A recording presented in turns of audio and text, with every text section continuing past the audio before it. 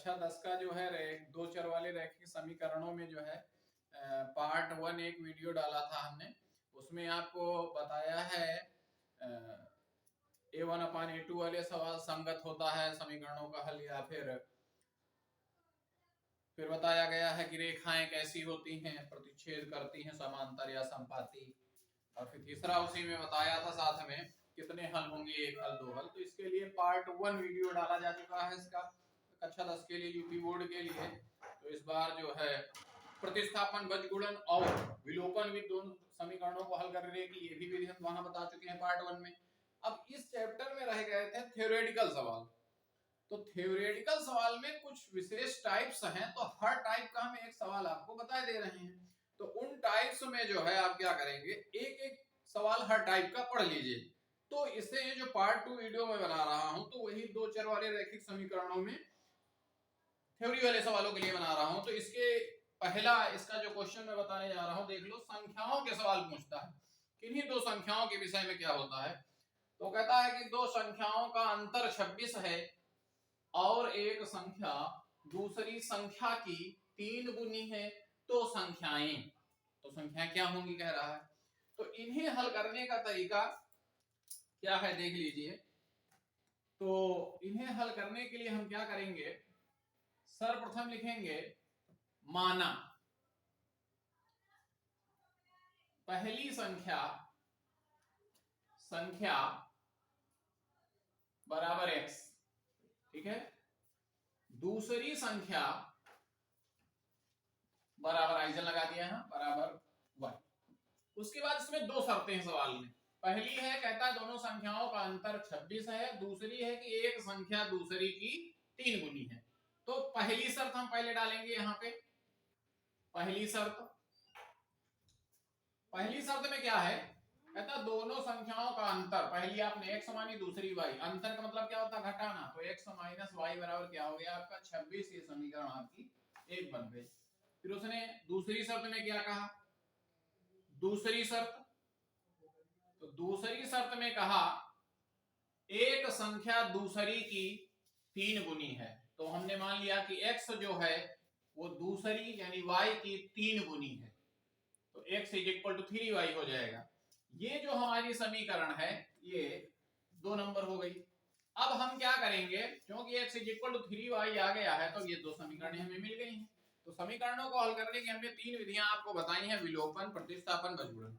क्योंकि यहाँ x is equal to 3y दिया हुआ है, तो इसलिए हम यहाँ प्रतिस्थापन लगाने जा रहे हैं। प्रतिस्थापन में क्या था कि समीकरण 2 से, क्योंकि वहां बांड नहीं था कि आप 1 से पहले लेंगे कि 2 से लेंगे, आपकी इच्छा है समीकरण 1 से लो चाहे 2 से लो। तो 2 से लेने पे थोड़ा आसानी लिख रही, तो 2 से। तो हमारा x बराबर क्या था, 3y। x बराबर 3y कहां रखेंगे, तो लिखेंगे x का मान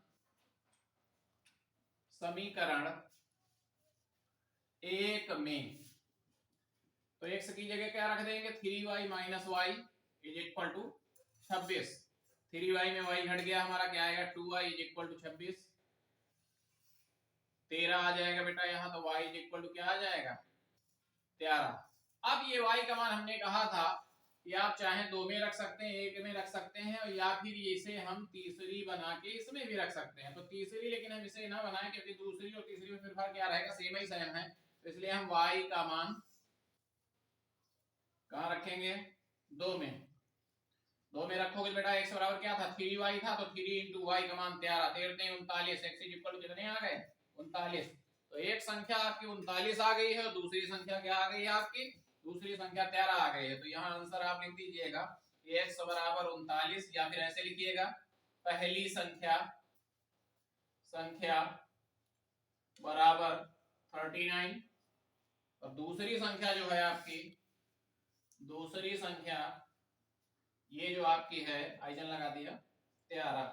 तो ये दोनों आंसर आपके हो गए। तो संख्याओं वाले सवाल में जब ऐसा हो कि दो संख्याओं के विषय में गए, तो आप ऐसे ही मानेंगे सेम, और यही मेथड अपनाएंगे। तो संख्याओं वाले सवाल का हमने एक सवाल ये बता दिया, अब दूसरा बताएंगे दूसरे मेथड का, आप इसका स्क्रीनशॉट ले लीजिए।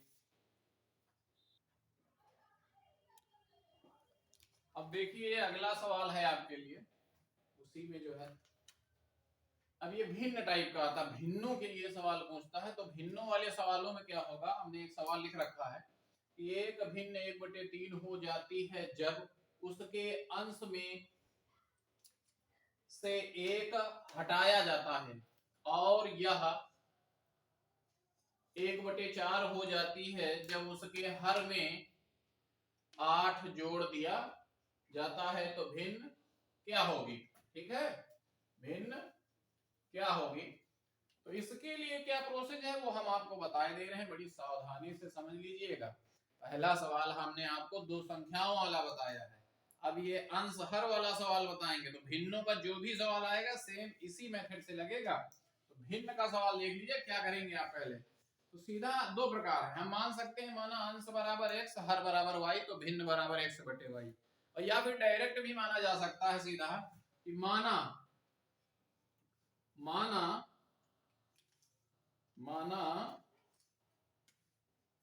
भिन्न बराबर x बटे y। तो अब इसमें अंश कौन सा है? ये अंश है आपका, और ये क्या है आपका? हर है। तो मान लिया, अब उसकी जो शर्तें हैं, तो दो शर्तें, पहली करा 1/3 हो जाती है, दोबारा क्या कहता है 1/4 हो जाती है, दो शर्तें अलग अलग। तो इनमें क्या करेंगे, पहली शर्त के लिए क्या करोगे, देखो उसने कहा 1/3 हो जाती है जब उसके अंश में से एक घटाया जाता है। तो अंश क्या है? x। तो x में एक घटाया जाता है, बस इतना ही है। पहली वाली बात में यही लिखा उसने कि 1/3 हो जाती है जब उसके अंश में एक घटाया जाता है। उसके बाद दूसरी शर्त चालू है, तो अंश में केवल एक घटाओ, y को y ही रहने दो। तो x - 1 बटे y, तो उसने क्या था, क्या हो जाती है 1/3 हो जाती है। तो x में एक घटाने पर y के साथ उसका जब भिन्न निकलता है तो 1/3 आता है। अब यहां से क्या करोगे, तिरिया गुणा करा लोगे। तो 3 का इधर होगा, इसका उधर होगा, 3 का इधर होगा, क्या बेटा क्या आ जाएगा 3x - 1 is equal to y। तो यहां गुणा करा दीजिए, 3x - 3 is equal to y। तो 3x - y is equal to 3। ये इक्वेशन आपकी फर्स्ट बन के तैयार हो गई, 3x - y is equal to 3। अब किसकी बात आती है, अब दूसरी शर्त में जाएंगे। तो दूसरी शर्त क्या होगी बेटा, दूसरी शर्त, तो दूसरी शर्त के लिए वही पालन करेंगे जो कहेगा यह 1/4 हो जाती है जब उसके हर में 8 जोड़ दिया जाता है। इस बार अंश में नहीं, केवल हर में जोड़ेगा। भिन्न क्या थी, x बटे y, हर में उसने कहा 8 जोड़ो, केवल हर में। तो क्या कहा था उसने, क्या हो जाती है 1/4 हो जाती है। अब क्या करो, तिरिया गुणा कराओ इसमें भी। तो 4 का इधर कराएंगे, 4x is equal to y plus 8। क्या हो जाएगा, 4x minus y is equal to 8। ये इक्वेशन कौन सी हो गई आपकी, सेकेंड। तो फिर वही बात, आप स्वतंत्र हैं इसके लिए कि विलोपन लगाएंगे हल करने के लिए इक्वेशन को, या प्रतिस्थापन या वज्रगुणन। तो हम यहाँ साइड में किए दे रहे हैं इसको। तो इस बार जो हम लगाने जा रहे हैं विलोपन लगाएंगे। उसका एक लाभ है, y के दोनों के गुणांक बराबर हैं, हम y को विलुप्त कर सकते हैं। दोनों में चिन्ह सेम सेम है, इसलिए सवाल को घटाने पे करना पड़ेगा, क्योंकि अगर जोड़ने पे करोगे तो y माइनस y जुड़ता है, लेकिन अगर घटाने पे करोगे तो चिन्ह भी बदल जाएगा और ये y कटने लगेगा। तो हम क्या लिखेंगे, समीकरण 1 तथा 2 से, 1 तथा 2 से। तो इसमें क्या हो जाएगा, समीकरण 1 लिख लेंगे, 3x minus y is equal to 3, और दूसरी वाली क्या हो जाएगी, 4x minus y is equal to 8। अब हमने कहा घटाने पे, तो माइनस लगाया, ये से प्लस कर देंगे। जब घटाते हो तो चिन्ह बदलना पड़ता है। अब यहाँ 4 में कौन सा चिन्ह, कोई नहीं था तो प्लस माना जाएगा, तो माइनस लगा देंगे। यहाँ y माइनस था तो इसे प्लस कर दिया, यहाँ कौन सा कुछ नहीं तो मतलब प्लस, तो प्लस यहाँ क्या कर देंगे माइनस। अब क्या होगा, ये प्लस वाला माना जाएगा, ये चिन्ह नहीं माना जाएगा। तो प्लस और माइनस क्या होते हैं, कट जाते हैं। जैसे 2 में 2 घटाओ क्या 0, तो y में y घटाओ 0। 3x में 4x जाएगा, 3 में 4 घटाने के लिए माइनस का x आएगा। क्यों, क्योंकि घटाने में निशान उसी संख्या का आता है जो संख्या बड़ी होती है। तो बड़ी 4 थी, 4 में कौन सा निशान था, माइनस, इसलिए माइनस से लिखा जाएगा। उसी प्रकार 3 में 8 माइनस के 5, क्योंकि निशान किसका 8 का आएगा। तो माइनस माइनस फिर कैंसिल हो जाएगा, तो x इज इक्वल टू क्या आ जाएगा 5 आ जाएगा। और जैसे ही x इज इक्वल टू 5 आया तो हम जब विलोपन में आपको समझाया था कि x का मान समीकरण 1 या 2 में रखने पर, तो आप लिख देंगे 1 में, समीकरण 1 में रखने पर, समीकरण 1 में रखने पर, तो 1 में रखोगे तो बेटा एक हमारी क्या थी 3x, तो 3 इंटू एक्स का मान 5 minus y is equal to 3, 5 3 15, वो 3 इधर ले आओ बेटा माइनस के 3, और y कहाँ चला गया उधर, तो 15 में 3 के क्या आ गए, कितने आ गए 12, तो y इज इक्वल टू 12। अब यहाँ से भिन्न बराबर सीधा लिखो, आंसर में पहुंच रहे हैं। भिन्न क्या मानी थी x अपान y, तो x का मान हमारा आया है 5 और फिर y का मान हमारा क्या आया है 12, तो आंसर बेटा हमारा क्या आया है 5/12। बहुत ध्यान से समझ लीजिए इस सवाल को, भिन्न वाला सवाल है, तैयार करके रखिएगा, बोर्ड परीक्षा में पूरी संभावना है फंसने की। या तो हम हर टाइप का एक सवाल आपको बता रहे हैं, अब इसमें क्या होगा, संख्या बदल सकता है, वो अपनी शर्त बदल सकता है, लेकिन भिन्न वाला सवाल आ सकता है, पूरा चांस है आने का भिन्न वाले सवाल का। तो आप क्या करोगे, इसका स्क्रीनशॉट ले लीजिए इस सवाल का भी, मैं दूसरा सवाल आपको बताने जा रहा हूँ, इसका स्क्रीनशॉट ले लीजिए। अब ये अगला सवाल देख लीजिए आप, अब इस सवाल में क्या है, अब ये दूसरे टाइप का सवाल है, इकाई दहाई अंक वाला सवाल आता है, 2 अंक की संख्या जैसे होती है, जैसे 10 का होना, 19 होना, 91 होना, ये 2 अंक वाली संख्या हो, यानी 10 से लेके 99 तक की जो संख्या होती है उनके विषय में सवाल पूछता है। तो इनका भी एक कंसेप्ट है अलग, इनको भी तैयार करिएगा, मैं एक सवाल बता दे रहा हूँ कैसे लगाना होता है। सवाल क्या है समझ लीजिए, 2 अंकों की संख्या में दहाई का अंक इकाई के अंक का 3 गुना है, यदि संख्या में 54 घटाए तो अंक पलट जाते हैं, संख्या ज्ञात करो। तो इसका क्या मेथड हम आपको बता दे रहे हैं, ये भी समझ लीजिए, हर टाइप का हम आपको एक सवाल बता रहे हैं। तो इन्हें क्या किया जाता है आप समझ लीजिए, इन्हें कैसे माना जाता है। तो चूंकि 2 अंकों की बात होती है, तो जैसे उदाहरण के तौर पे मान लो 10 लिखा होता है, तो ये कौन सा अंक है, ये तो इकाई का अंक है, और एक क्या होता है दहाई का अंक है, तो इकाई और दहाई, तो इसलिए हमें 2 अंक मानने पड़ते हैं, इकाई और दहाई। हम क्या लिखेंगे, माना इकाई का अंक बराबर x, फिर बेटा दहाई का अंक बराबर y। तो 2 लाइनें तो ये ऐसे ही, अंकों वाले सवाल जो पूछेगा उसमें 2 लाइनें तो ऐसे ही मानोगे, माना इकाई का अंक x और दहाई का अंक y। फिर उसके बाद तीसरी लाइन भी ऐसे ही लिखोगे जैसे मैं लिख रहा हूं, तो संख्या बराबर तो दहाई वाले अंक में हम 10 से गुणा कराते हैं, तो हमारी क्या बन जाएगी x प्लस 10y। ये 3 लाइनें आप इकाई दहाई वाले सवाल में ऐसे ही बनाएंगे, सेम ऐसे ही बनाओगे। हाँ, अगर इकाई को आप y मानना चाहते हो तो यहाँ x की जगह y कर देना, और दहाई में अगर x लाए हो तो यहाँ 10 कर देना। लेकिन अगर इकाई अंक x है, दहाई अंक y है, तो दहाई वाले में 10 से गुणा करके इकाई अंक को अगर जोड़ दिया जाए तो हमें संख्या प्राप्त हो जाती है। तो ये 3 लाइनें तो ऐसे ही लिखी जाएंगी इकाई दहाई वाले सवालों में। अब कैसे लगने का तरीका क्या है, ये 3 तो लाइनें होंगी ऐसे। फिर अब लगाएंगे पहली शर्त, क्या लिखेंगे, पहली शर्त। क्या कहा था उसने, कहा 2 अंकों की संख्या में दहाई का अंक इकाई के अंक का 3 गुना है। कौन है, दहाई का अंक यानी y, इकाई के अंक यानी x का 3 गुना, गुना मतलब गुणा यानी 3x। यही हमारी इक्वेशन फर्स्ट हो गई। इस तरह जब अचर ना दिया हुआ करे y equal to 3x, x equal to इतना, तो इसे बढ़िया प्रतिस्थापन से अच्छा तरीका नहीं हल करने को, क्योंकि इसमें तीसरा वाला पद होता ही नहीं है जो अचर होता है। अब बिटिया दूसरी शर्त बेटा क्या होगा, दूसरी शर्त में उसने कहा कि यदि संख्या में 54 घटाएं, किस संख्या की बात कर रहा है, कह रहा जो पहले संख्या थी उसमें अगर 54 घटाएं, तो पहले संख्या हमारी जो बन रही थी मानने के अनुसार x प्लस 10y, उसमें कहता अगर 54 घटा दें तो अंक पलट जाते हैं। पलटना से मतलब है जहां x है वहां y, जहां y है वहां x। अर्थात अब हम लिखेंगे y प्लस 10x, ठीक है। तो बराबर हो जाएगा अंकों के स्थान पलटने पे। अब क्या करेंगे, प्रछांतर करेंगे। प्रछांतर करेंगे तो हमारा क्या हो जाएगा, देखिए y को इधर लाओगे तो 10y minus y plus x minus 10x is equal to 54, इधर माइनस का है उधर जाएगा प्लस का हो जाएगा। 10y में y आ गया यहाँ, माइनस का यहाँ 9x आ गया। 10y में जब y को घटाया बेटा यहाँ 9y आया, ठीक है। 9y में 9y ये लिखा, x में 10x जाएगा तो माइनस 9x बराबर 54। आप देखेंगे समीकरण 9 से पूरे भाग जा रहा है पद में, तो 9 1 के 9 यहाँ पे माइनस 9 1 के 9 9 54 यानी 6, तो y minus x is equal 6 हो गया। ये इक्वेशन हमारी कौन सी है, सेकंड है। तो हम क्या करेंगे, समीकरण 1 से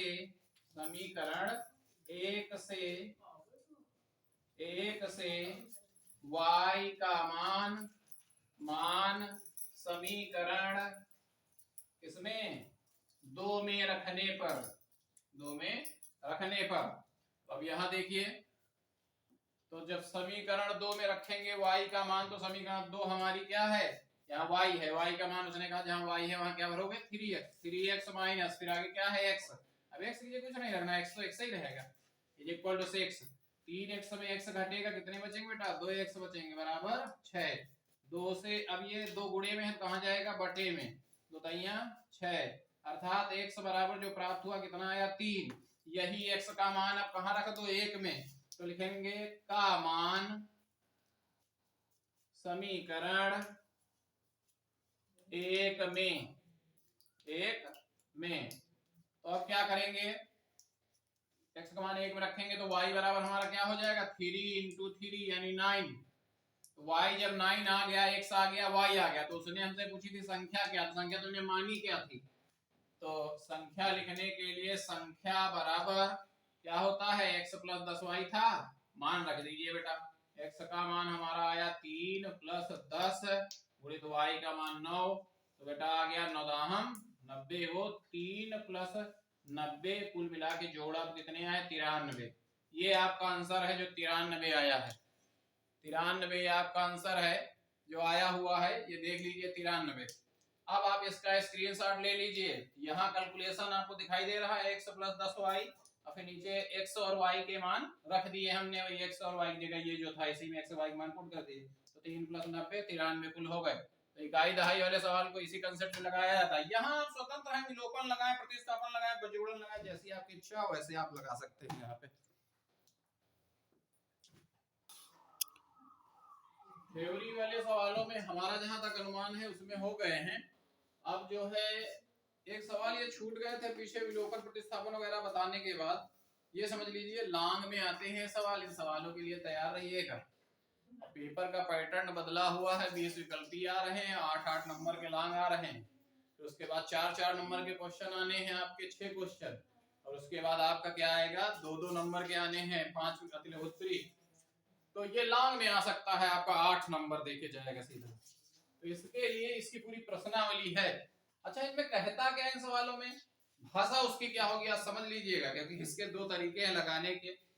तो अगर ये तरीका हम बताएंगे कब कौन सा तरीका लगाना है, तो कहता है निम्नलिखित समीकरण युग्मों को, युग्म यानी जोड़ा है, तो निम्न समीकरण युग्मों को रैखिक समीकरणों के युग्मों में बदलकर, अगर वो कह दे रैखिक समीकरणों के युग्मों में बदलकर हल कीजिए, तो फिर ये माना करके सवाल लगाना पड़ेगा, और अगर ना कहे तो फिर आप ऐसे ही सवाल को लगा दीजिएगा, रैखिक समीकरण में ना बदलिएगा। लेकिन अगर वो कह रहा है कि रैखिक समीकरण में बदलकर हल कीजिए, तो रैखिक समीकरण में बदलकर हल करने का मेथड क्या है आप ये समझ लीजिए। तो हम आपको ये बता रहे हैं हल। पहले ये समीकरण कुछ कम बनी हुई है, बाकी कुछ समीकरणें आपकी आती हैं वो बनी बनाई रहती है, कैसे बनेगी हम आपको बता दे रहे हैं। पहले उतार लीजिए 7x minus 2y upon xy is equal to 5। ऐसा करिए xy ये दोनों के अपान में है, होल अपान है, तो आप अलग अलग कर लिए इसको, यानी 7x upon xy minus 2y upon xy is equal to 5। y से y, x से x कट गया, 7/y minus 2/x is equal to 5। ठीक है। अब इसके बाद ये पहली आपकी इक्वेशन बन गई। अब इसी प्रकार दूसरी उठाइए, 8x plus 7y upon xy is equal to 15। तो बेटा 8x अपॉन xy अलग अलग इसको भी करें, plus 7y upon xy is equal to 15। y से y कैंसिल हो जाएगा और x से x कैंसिल हो गया। 8/y plus 7/x is equal to 15 is equal to 15। ये इक्वेशन आपकी सेकंड हो गई, अर्थात समीकरण 2।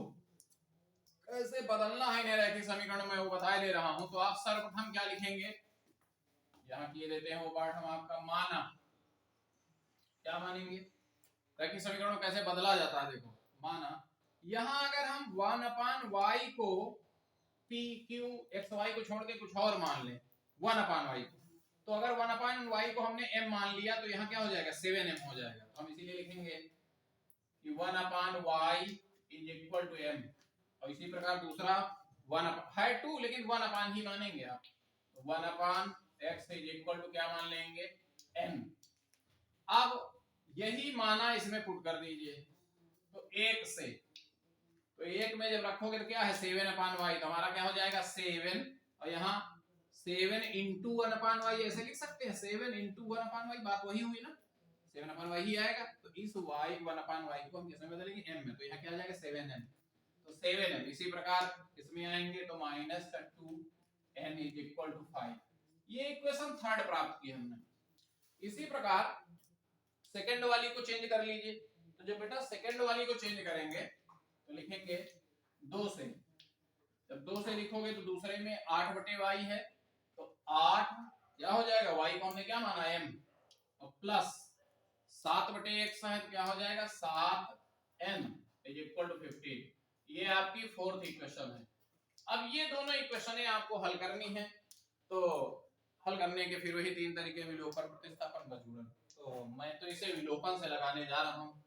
विलोपन के लिए क्या किया करते थे, हमने कहा था x या y का गुणांक बराबर, यहाँ x नहीं है mn है, तो m या n का गुणांक बराबर करिए। तो मैं तो n का बराबर करूंगा, n का करो या n का करो, दोनों में गुणा कराना पड़ेगा। तो हमने कहा था गुणा किससे कराएंगे, तो 7 और 2 का लासा होता है 14, तो यानी दोनों जगह 14 बनाना है।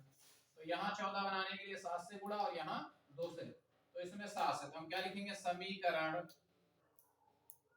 3 गुणित 7। अब दोनों के चिन्ह अलग अलग है इसलिए जुड़ेगी, तो प्लस लगा दो, और यहाँ का लिख दो समीकरण